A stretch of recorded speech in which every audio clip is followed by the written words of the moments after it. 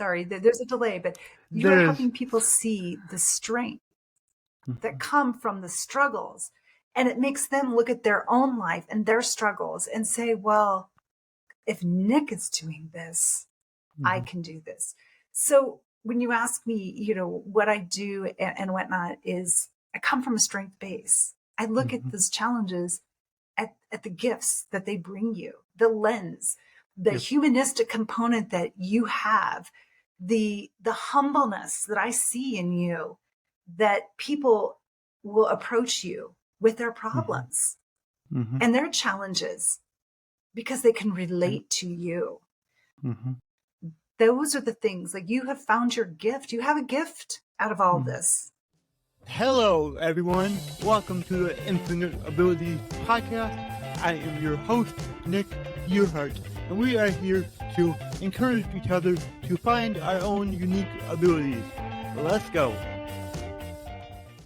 All right, everyone. So today we have Michelle Raz, and I can't wait for her to tell you all about what she does.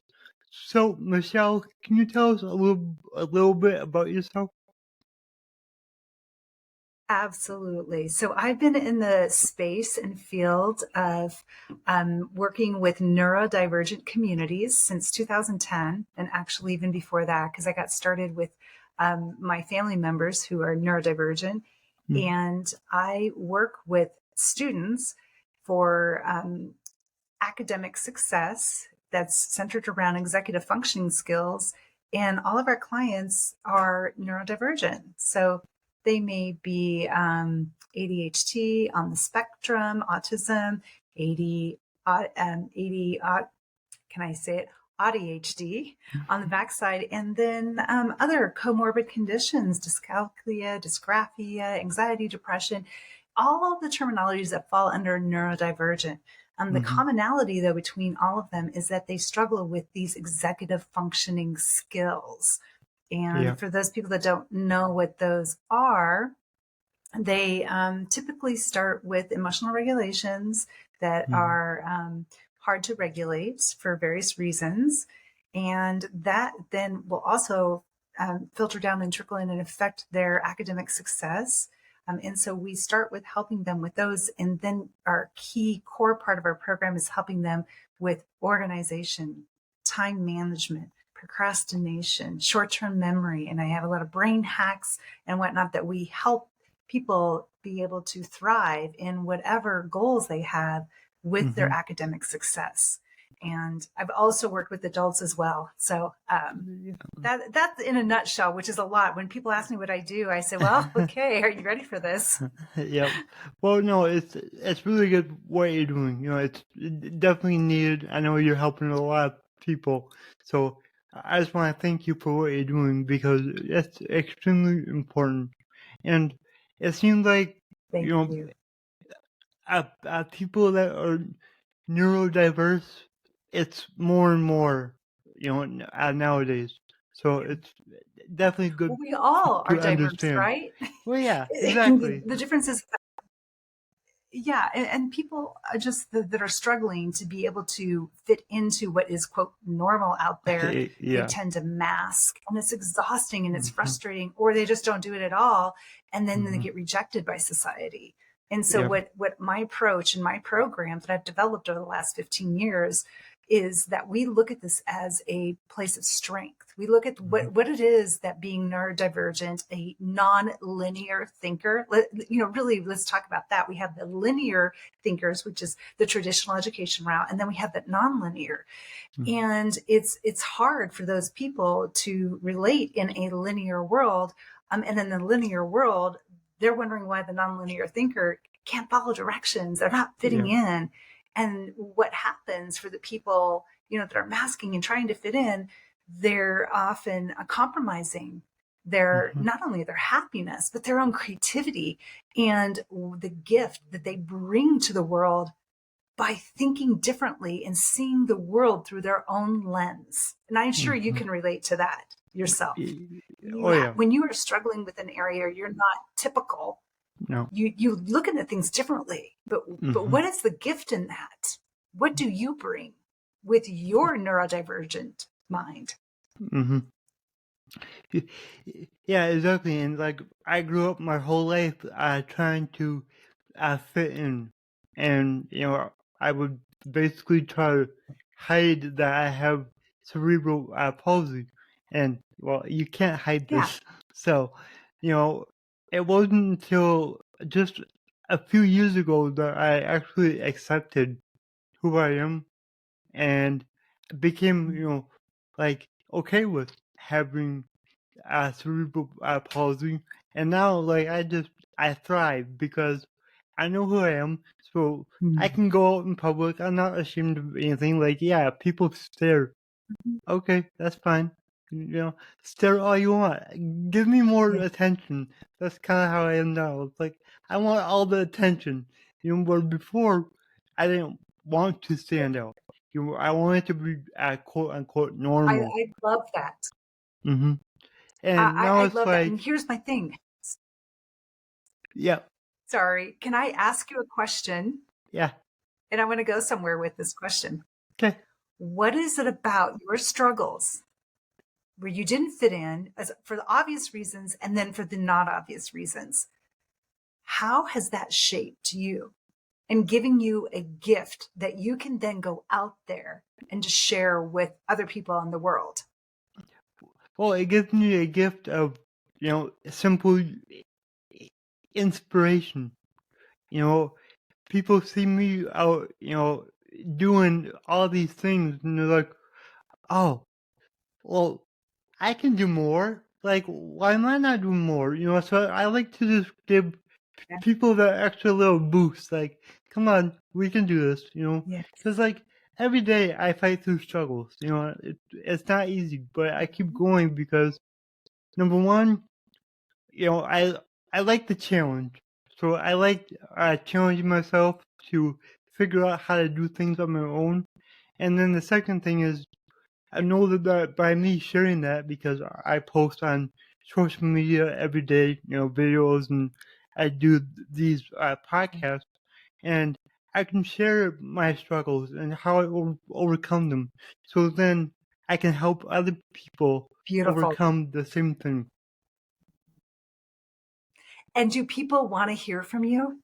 Oh yeah, yeah, they do, and that's something Yes. that I Because never thought. Yeah, I always yeah, thought like, you are helping people see. yep, Sorry, there's a delay, but you are there's. helping people see the strength that Mhm, come from the struggles. And it makes them look at their own life and their struggles and say, well, if Nick is doing this, I mhm, can do this. So when you ask me, what I do and whatnot is I come from a strength base. I look at mhm, those challenges at the gifts that they bring you, the lens, the yep, humanistic component that you have, the humbleness that I see in you, that people will approach you with their mhm, problems mhm, and their challenges because they can yep, relate to you. mhm, Those are the things like you have found your gift. You have a gift out of all mhm, this. mhm. Yeah, Um, exactly. and And that's why I became a yeah, coach, you've embraced. because I can go out and help more people. I can take what I learned Yeah. through my challenges and really help others Mhm. through theirs. Absolutely. And so that's where I was at. We all have different levels of challenges. And mine was very personal within my family. And I was like you, I dug in and I worked through it. And there were Mhm, people that didn't understand what I was doing when I was doing it, and I was advocating. And so I created solutions to help with the weaknesses, just like you have to have probably some adaptations. mhm, I help people find their own adaptations. And a lot of the people that I work with have they're hidden disabilities. yeah. And so that with the work that I do is I'm helping them not have to mask and be Mhm, okay and find the strengths in the way they perceive the world. And then honing that strength and turning it into something that they can ultimately, make a career out of, or at least, an advocacy. I don't, Mm-hmm. You do a lot of this stuff, I think, out of free will, to help people. Mm-hmm. But we can take a look at these and find these skills, these transferable skills, they say in the workplace, that have come Yeah. from our view, the lens that we see the world through, and quite honestly, some of the struggles too that help shape it. But I'm also a proponent to do early interventions. So I work with the younger kids to try to get them before they start to experiencing the masking and the shaming and the lack of confidence that comes Yeah. from struggling for all those years. But really, I got my start in when people were coming to me that were either ready to drop out of school, they were ready to quit their job, they were on the verge of getting fired. They didn't like their educational path because it didn't fit them, but they thought they were supposed to fit into a role, but their true passion wasn't there. And I come in and help them be okay with who they are and then hone those strengths. Now, I'm saying everything's, strength based. I mean, it is strength based, but it's like we all have weaknesses. And so Mm-hmm. with those challenges, and that's where I hone in on these executive functioning skills, is we help them create strategies so that they can move through their day, whether it be at school or at work or in life in general, relationships. And Mm-hmm. so this has been the cornerstone of how I have developed the programs that I have today and the relationships I have today, and then my 3 companies that I have today, helping people just like you. That's really awesome. And you talked about people figuring out what they can do and maybe making a business out of it. And that's a lot of why I started this podcast, because I bring on people who have disabilities themselves, or experts like you, or you kind of fit into 2 categories because you're an expert in your field and you're an entrepreneur. So I bring in entrepreneurs to share their journey, share how they help people, why they help people, because then I hope that more people with disabilities, I like to say different abilities because I just like that a lot better. But I like, hopefully they can see, like, hey, I can help people with this. Now, how can I turn this into yes. a business? And that's really what I want to do with this. Yeah. Um, okay. So yeah, how did I make this into a business? That's a good point. That's a really good question because so I think a lot of this has to do with, my personality. I grew up in an entrepreneurial family and I've always had some kind of business going. It was just in my genes. It's just what I enjoy doing. I'm a non-conventional, non-linear thinker myself. And I didn't want to be put in a box and told what I Mm-hmm. needed to do every time. The very few jobs that I have had, I always had ideas of how to improve it or what I would do differently. And so I'm a person that will jump in with 2 feet and figure out how to swim. And Yep. so when that was, my history, my life. And then when it came into a very personal situation with my family members and seeing the struggles there, my background was in education. And I said, I know, because I'm an idea person, how to help. Mm-hmm. And so it was really a catalyst to help my own daughter, which is so common, right? When we have these passions, Mm-hmm. it's that passion that carried through my business idea because I ultimately found my purpose in helping and serving people to help them be the best version of themselves. Like it's my passion. It's what I love to do.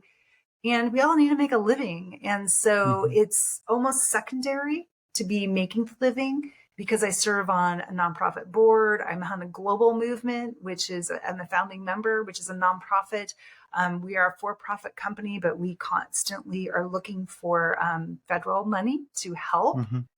I Yeah. believe that as a society, we owe it to these individuals to be able to service them and offer these skills for them rather than try to keep us in a linear system. And I think we can coexist with the linear system. And so I became a woman owned small business, which is quite a feat. And so eventually I would like to have government contracts so that I can go in and help serve people. And that is more on, it's a business side, but it's also a goodwill effort as well. So Yeah. it has, here's one thing that I've done my whole entire life is whatever idea that I have, and I have many ideas, I have the core of my purpose. And whatever my new idea is, if it sticks to the core of my purpose, Yeah. then I will add on to it with my business. If I have this great idea and I'm planting what I call like a new seed over here and it's a new sprout of a tree, it could be really fun and exciting. But is it taking away from my core purpose, my passion and purpose? And my gift, we all have gifts. My gift to the world is that I'm a good listener. I can listen to you. I can empathize with you. I will go out of my way to help you find a pathway to your true purpose and your success in life. We all are here we have to make a living, and I would do it for free. And so that piece coupled with the financial is a beautiful, intersection for the two to come together so that I can feel passionate about getting up every day. When you are an entrepreneur, you would know this as yourself as you're doing this, there are no breaks. Your mind is on with that business. If you're truly passionate about it, day in, day out, at night, ideas. And it's really important to have that passion be the catalyst of why you did it. I did it because I wanted to help my daughter. And then I have a business mind and I also need to make money. But I also do it in a human-centric way. And I believe that it's also, I'm also a servant as well.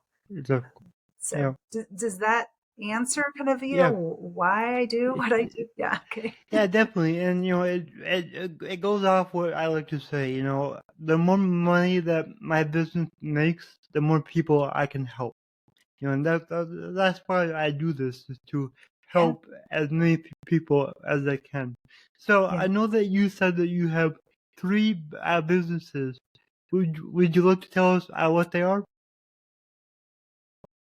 Sure. So I have my flagship one, which is called Coaching Academics. That's how I got started in this whole thing. And that's where we work with students that are neurodivergent, and we help them with their executive functioning skills. Like, you can think about the nagging parent trying to get their kid to get some work done, and you're just exhausted, and it just creates a lot of conflict. So we help navigate that and develop those executive functioning skills so they can get their work done. So that's the academic program, and we service middle school, high school, and college students really seeking to be independent. And they have to be, there's a whole buy-in process. We have an accountability behind it. And those coaches that we've trained in my program follow through with that. Then from a shoot off of that, I would have college students that were graduating college and didn't know what to do. And so I got into the career development piece of that. And so Raz Coaching was born, razcoaching.com.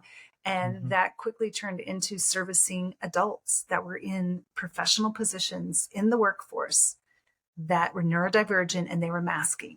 And they were coming to me and saying, do you work with adults? And I said, well, what I do with the students, I can do with adults as well. You just eliminate the academics, but it's still the core, which is executive functioning skills in the workplace.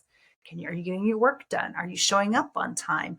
Are you able to keep your cool in a meeting when something really triggers you? These things that are consistent with an academic are the same in the workplace. And then also, my latest one is called Thrive Beyond Therapy, thrivebeyondtherapy.com. And that again came out of what I'm doing. See, I'm not planting a new seed. These are offshoots, which is key to my neurodivergent client struggling with executive functioning skills. Well, many of our students and adults in the workforce are struggling. They might be struggling with anxiety, depression, eating disorders, addictions, and they may go into treatment or heavy therapeutic sessions. And when they come out, what do? What support do they have? Who's going to hold them accountable to the skills that they just learned in these treatment programs or therapeutic relationships? And so and again, rooted in my own family experience, I was able to take that knowledge and apply the executive functioning skills, especially the emotional regulation piece, into an accountability program to help support the tools that they have learned in whatever program that they were coming out in, so they can apply it in regularly day life. And that's usually shorter term. And then they can then go into maybe career development. Maybe they want to recreate themselves in a new career field, or they want to go back to school, but they know they need that academic support behind them, which is kind of why they went down the road that they did, is that they just never got a handle on those executive functioning skills. So that's why there are three different businesses, but all in the same. Well, that's amazing. I love what you're doing. And it's really cool to see you, kind of doing what I'm doing, where you're adding on to your business, but it still follows your core. So I really like that. And then how can people reach out to you? Yeah, that's good. I always send people to LinkedIn. I'm very involved in LinkedIn. I just got back from Stanford Neurodiversity Project, and I like to post, kind of what's up and coming and the new terminology. And I'm saying there's so much help because the medical people are seeing this as a strength-based approach versus what's wrong with you, the deficit approach. So LinkedIn is definitely a way to reach out. Michelle Raz, R-A-Z. Otherwise, go to my websites for academics, coachingacademics.com. razcoaching.com for career development, and then thrivebeyondtherapy.com for anything to do with the latter one I just spoke about, for kind of a step down approach to any kind of therapeutic program. Yeah. Awesome. And I do quite a few free things as well that, again, it would be on LinkedIn. Okay, sounds good. And then thank you so much, Nick, for having me here. Your abilities are infinite. What does your abilities are infinite mean to you? Yeah. Wow. It's beautiful. I like that your abilities are infinite, that there is nothing, and this is what I say to my clients, there is nothing you can't do that you really want to do, especially if you have some strategies or tools to work around where you might have some doubt. So don't let something that you perceive as a challenge hold you back from what you see as your vision, which is your passion. Awesome. Thank you so much. This was really, really great. Yes. Thank you. If you enjoyed this show, please go ahead and share it on your Instagram story and tag me in the Nick Yerhart. Also, go ahead and share it anywhere else that you see fit, because the only way that I can grow this is by you guys sharing it. I don't sell anything on here. I don't have any sponsors. So let's just get it out there by word of mouth and help more people. Alright, everyone. Remember, your abilities are infinite.